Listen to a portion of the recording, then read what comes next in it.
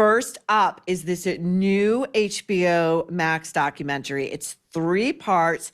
It's called Alex versus A-Rod, concerning one Alex Rodriguez, who has a very troublesome history. Now, I first got flagged to this.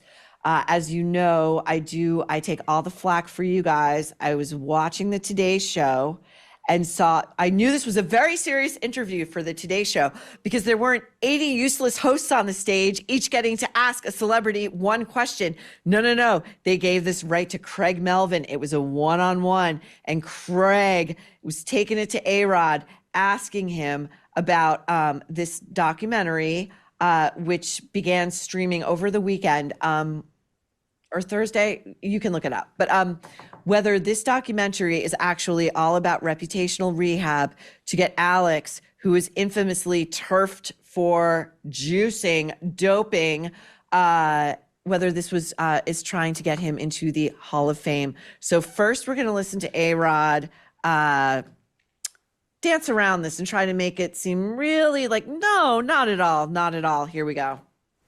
I want to be honest with you. I was watching it, and there's a part of me about halfway through the 3rd episode, and I started thinking, well, hang on. Maybe part of his motivation is, obviously, you don't need the money.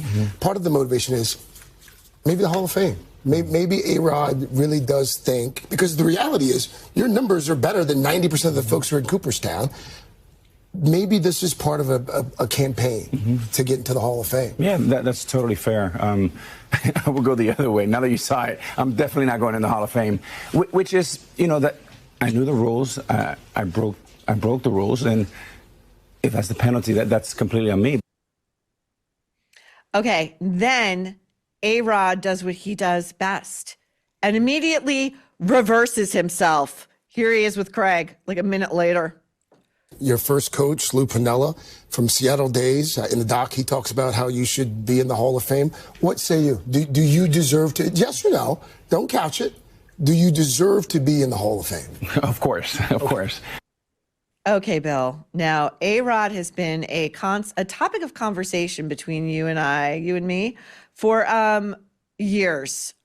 You took a look at the documentary, as did I, episode 1.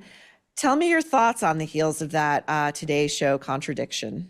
So my first thought, and I texted you over the weekend, was that A-Rod has a great PR team after watching just a small clip of another interview.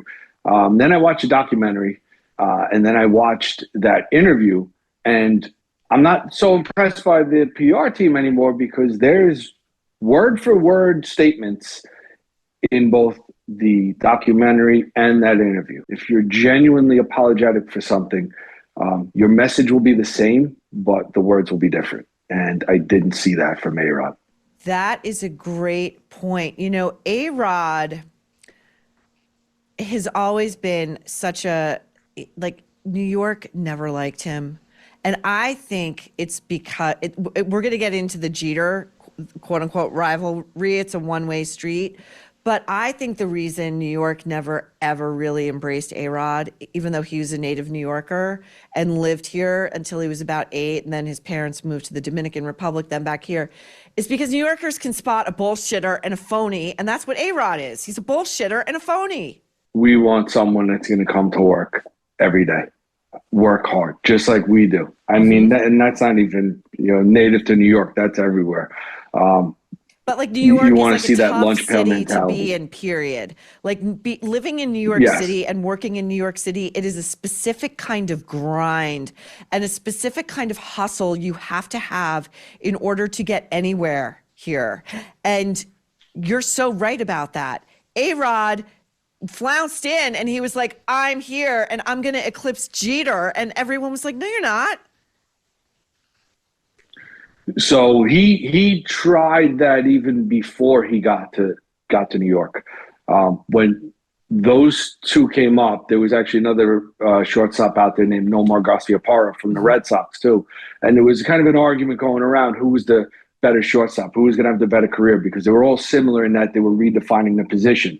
Used to be small guys that played it. Now these were big, strong guys, and Jeter just had the immediate success and the team success, legendary legacy success. And A-Rod was a great player and statistically better than everyone. But I think if you would have went through Major League Baseball and said, who would you rather have on your team, and you were given a choice, I can't see anyone not choosing Jeter for what he did for the Yankees. This is so fascinating to me because in the first part of the doc, we get into Alex Rodriguez as like a phenom, a prodigy, and technically superior to just about anybody. Like everybody you encountered, the guy was like, this is a star. Like he's going the whole way.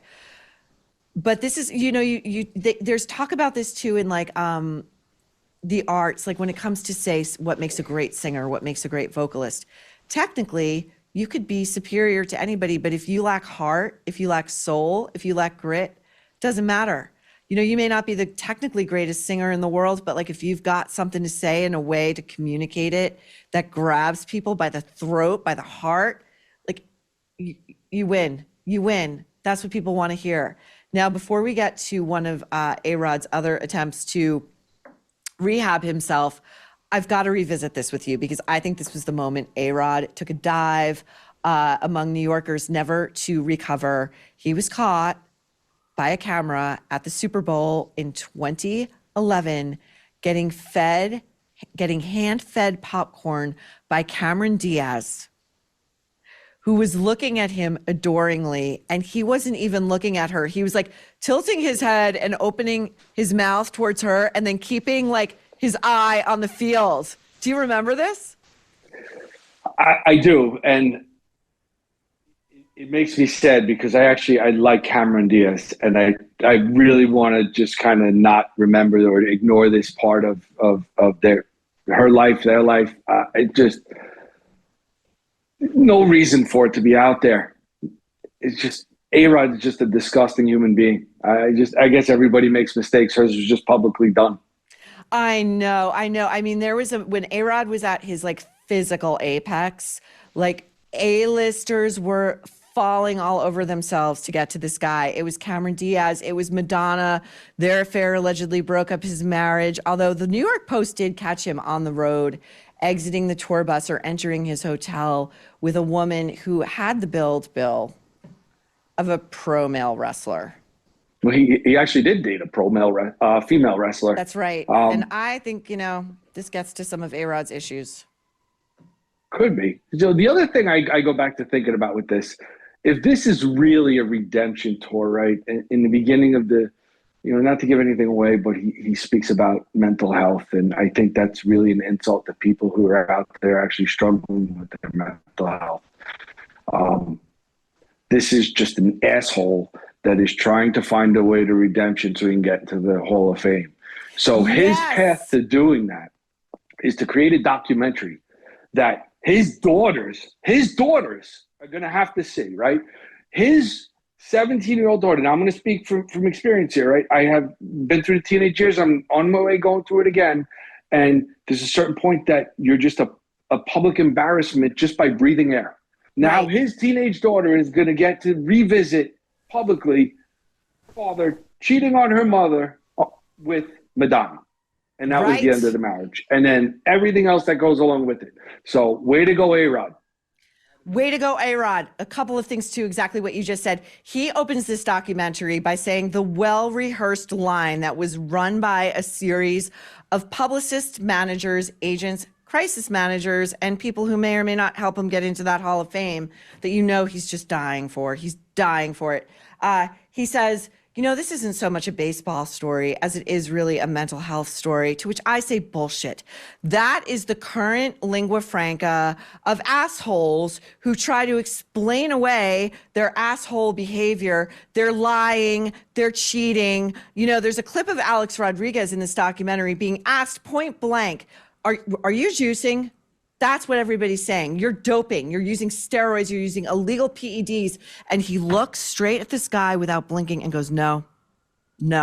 He's a liar. He's a liar and he's a cheat. And to say this is a mental health story does such a disservice and is so insulting to people who are actually dealing with mental health issues. This is not a mental health story. There's no, like, mental illness is distinctly different than personality disorders. And Alex Rodriguez has a major effing personality disorder. It's called, just my opinion, malignant narcissism. This is a guy who's both of his daughters, their middle name is Alexander. Okay. He had a portrait, at least one, maybe two, of himself as a centaur, which is like a mythological creature.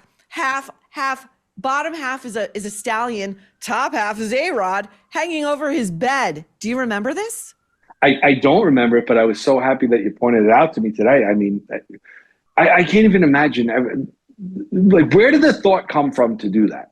Not only the thought, but then you got to commission it, Bill. Then you got to, like, hire an artist. So you've got to have your people interview a bunch of artists, and then you've got to show them some reference photo, like images, like of what you would like to hang over your bed. Got to size that thing out. Got to get it framed. Got to get it mounted, as it were. Us Weekly staff, October 30th. This is a piece. It took the Us Weekly staff to pen this piece of investigative reportage. October 30th, 2009. Quote, he was so vain. One ex tells Us Weekly, quote, he had not one, but two painted portraits of himself as a centaur. You know, the half man, half horse figure. Okay, here's A-Rod on Jimmy Fallon 10 years ago. This aired originally October 30th, 2015. Now, Jimmy Fallon has never met a famous or fame-adjacent person he doesn't fall all over himself, when they're sitting next to him. So when he says a celebrity hates him and when he goes in on a celebrity, you know it's bad. And this is yet another realm in which Alex Rodriguez has distinguished himself. We're going to take a look at this first clip. Jimmy Fallon telling A-Rod to his face that he thinks A-Rod hates him. I never thought you would ever do the show, because I think you hate me. I don't think you like me, and I'll tell you why before you answer. Because here's what happens: I go to the game, I'm very excited. Sometimes I wear your shirts, anything, I'm like waving at you, and Lorne Michaels has really good seats. We sit right behind home plate. It's unbelievable. It's the best thing to watch you guys. And when Derek Jeter would come by in the on deck circle, he'd look at me and give me the little, "What's up? How you doing?" The little tip of his cap. You come out, you look at Lauren, you give him tip of the cap, and then you find me, and you start swinging the bat as hard as you can, and you go,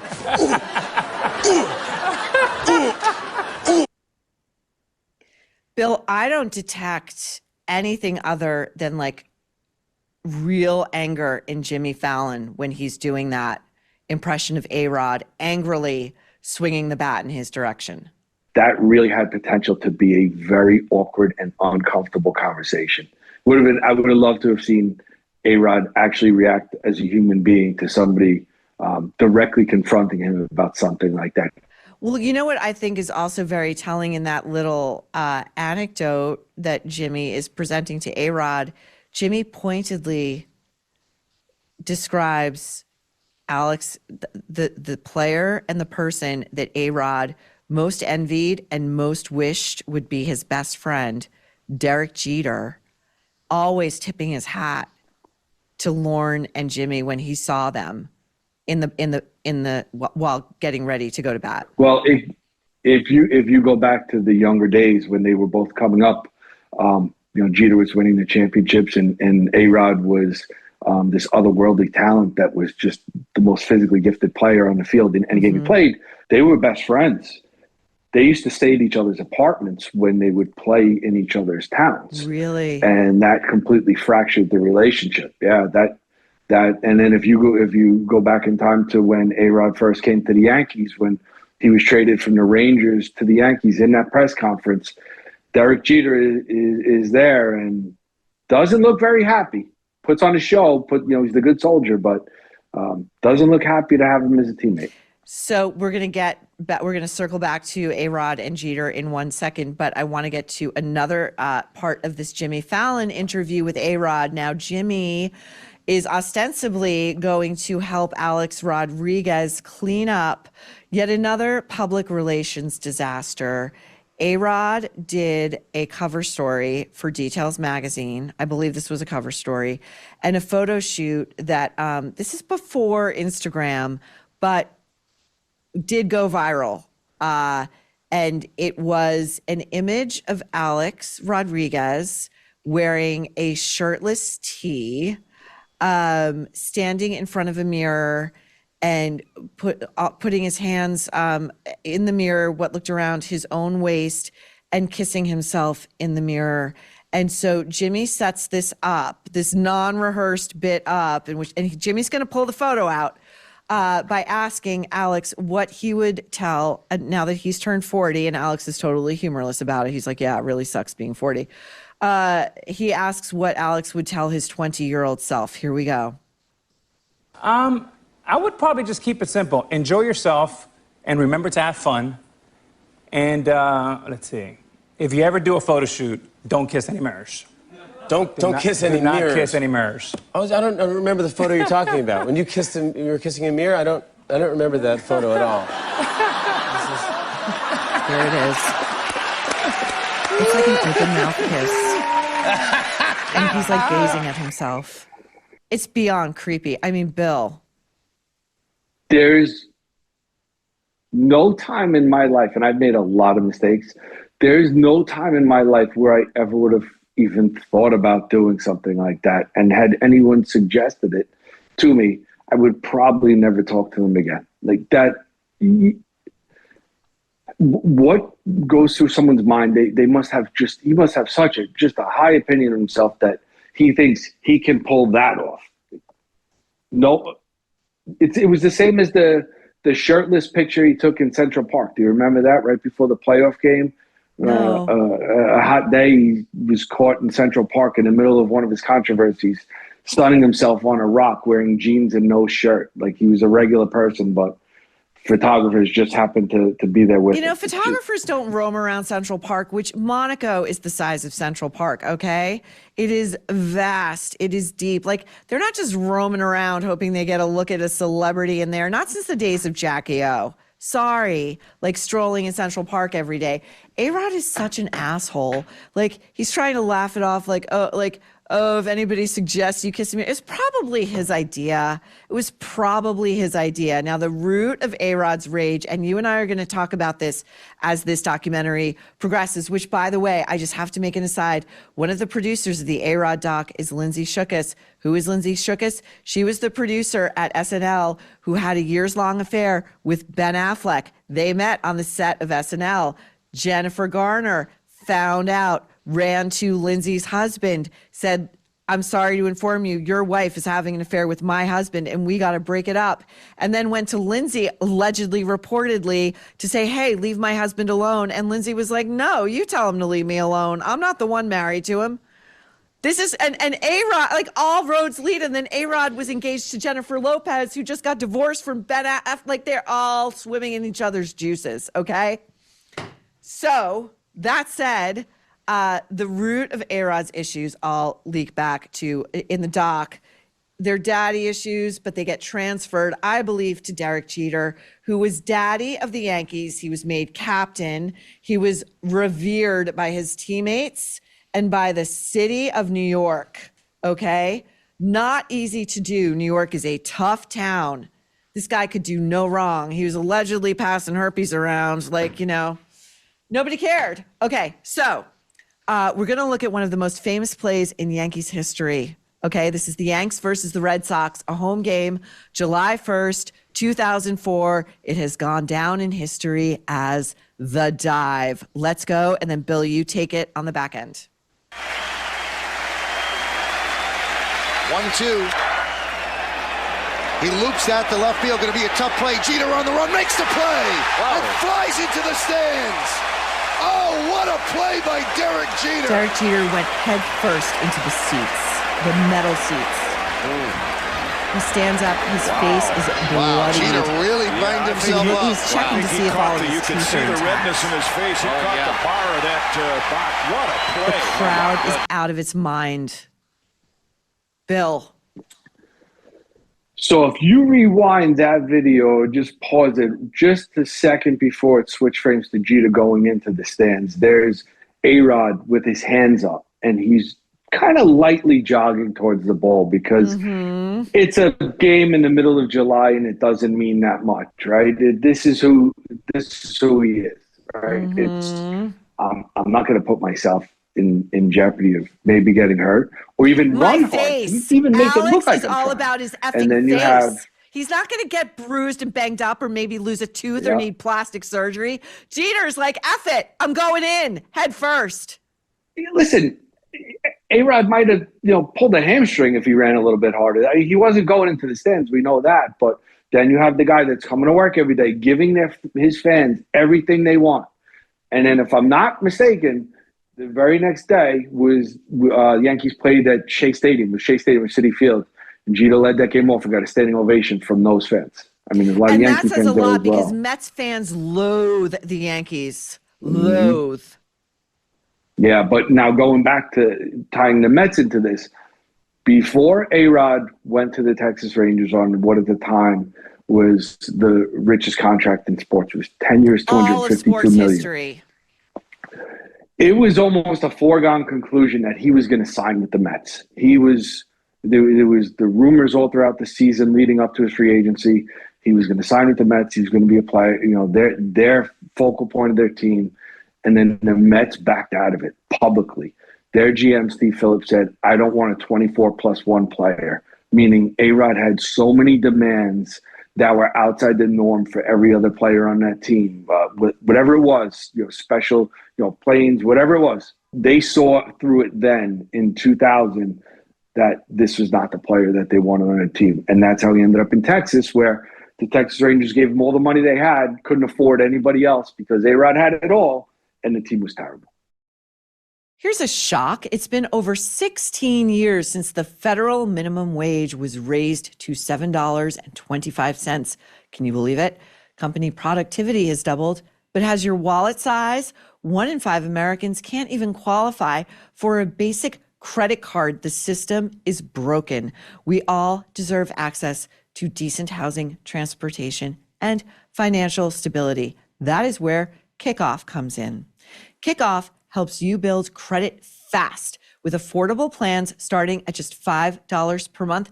No hidden fees, no interest, just on-time payments that get reported to credit bureaus and help you grow a strong credit score.